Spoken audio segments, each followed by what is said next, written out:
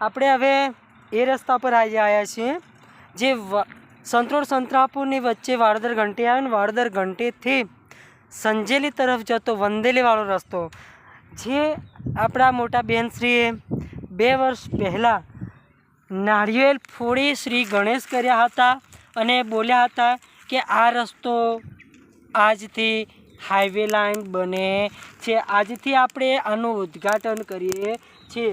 અને 2 વર્ષ પહેલાં આ બેને આપણું રસ્તાનું ખાતમુહૂર્ત તો કર્યું, પરંતુ આજ દિન સુધી હાઈવે લાઈન તો ઠીક, પરંતુ ખાડા પણ સરખા કરી શક્યા નથી। તમે જોઈ શકો છો વંદેલી તરફ જતો રસ્તો, વાડદરથી વંદેલી તરફ જતો રસ્તો જે સંજેલી સુધી લાગે છે અને સંજેલીથી પછી વણઝારી ટેકરીથી પાછો સુલિયાદ તરફ જતો રસ્તો અલગ લાગ્યો છે।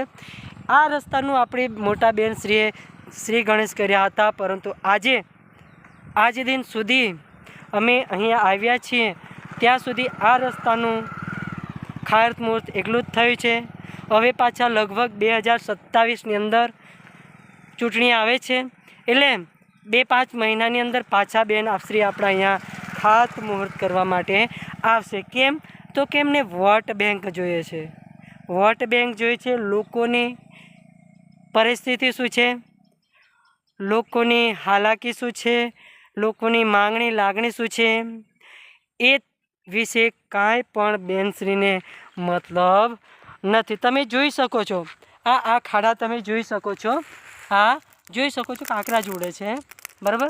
બાકી વિશેષ કાંઈ નહીં, તમે બધા સમજદાર છો। જય હિન્દ, જય ભારત।